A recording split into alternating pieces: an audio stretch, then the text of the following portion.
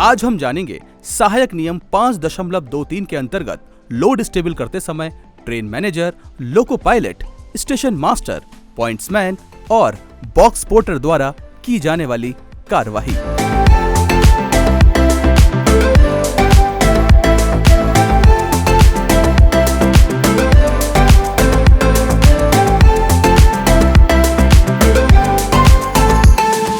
पर उससे पहले हम जानते हैं क्यों आवश्यकता पड़ती है एक लोड को स्टेबल और एनआरटी करने की।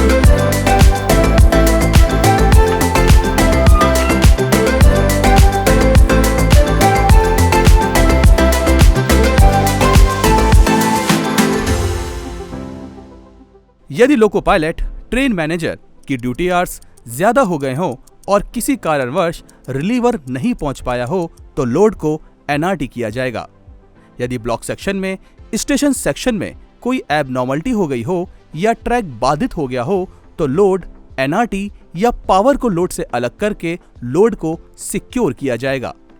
यदि गुड्स ट्रेन ब्लॉक लगने की वजह से या सेक्शन में गुड्स ट्रेन की बंचिंग हो जाने की वजह से या hot axle, flat tyre, brake binding, train parting की वजह से यदि ट्रेन मैनेजर, लोको पायलट की ड्यूटी आवर्स ज्यादा हो रहे हैं तो लोड को एनआरटी किया जाएगा।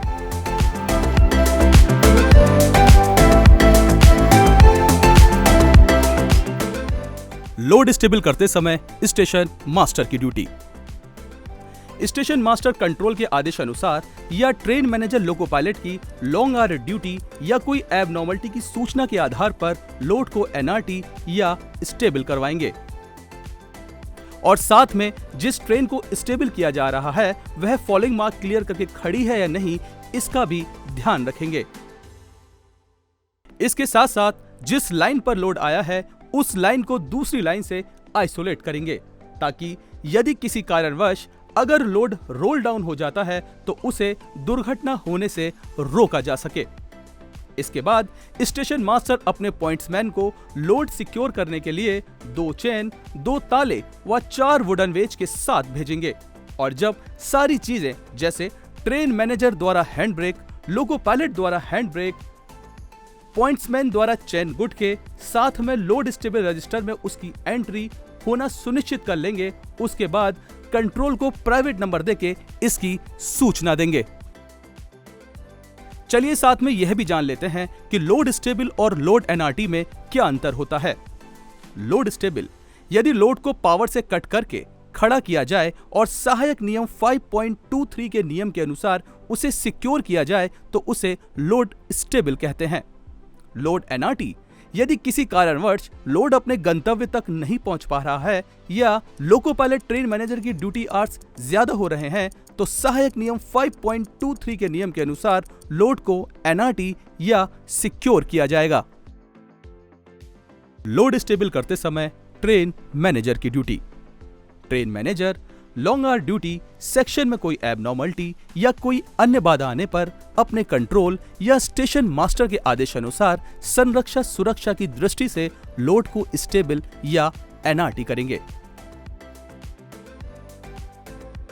साथ में यह भी सुनिश्चित करेंगे कि क्या उनका लोड फॉलिंग मार्क क्लियर करके खड़ा है या नहीं और जब ट्रेन मैनेजर यह सुनिश्चित कर लेंगे कि उनका लोड फॉलिंग मार्क क्लियर कर चुका है, उसके बाद लोको पायलट को VHF सेट पर इसकी सूचना देंगे कि गाड़ी फॉलिंग मार्क के अंदर आ चुकी है, कृपया गाड़ी खड़ी कर लें।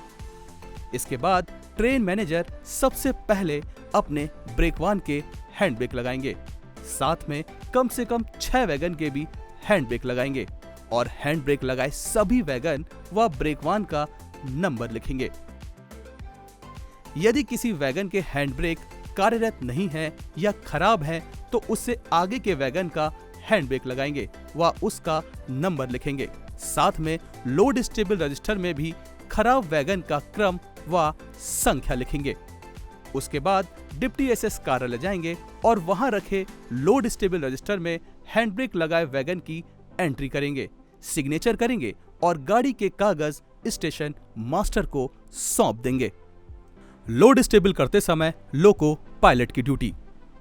लोको pilot long hour duty section में कोई एबनॉर्मलिटी या कोई अन्य बाधा आने पर अपने विवेक अनुसार कार्य करेंगे। और साथ में स्टेशन मास्टर के आदेशानुसार लोड को स्टेबल या एनआरटी करेंगे। साथ में ट्रेन मैनेजर से वीएचएफ सेट पर यह भी सुनिश्चित करेंगे कि क्या उनकी गाड़ी पूरी तरह फॉलिंग मार्क क्लियर कर चुकी है या नहीं।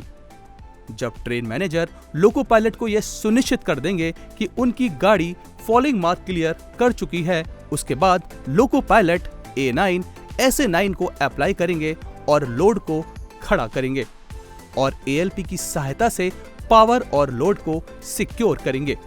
ALP पावर के चक्कों में 4 वुडन वेज लगाएंगे। साथ में कम से कम अपनी साइड के 6 वैगन में हैंड ब्रेक लगाएंगे और उनका नंबर लिखेंगे।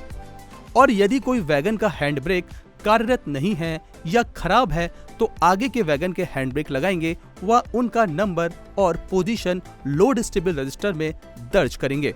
उसके बाद लोको पायलट अपनी पावर को शट डाउन करेंगे और डिप्टी एसएस कार्यालय जाएंगे, जहां वहां रखे लोड स्टेबल रजिस्टर में वैगन के नंबर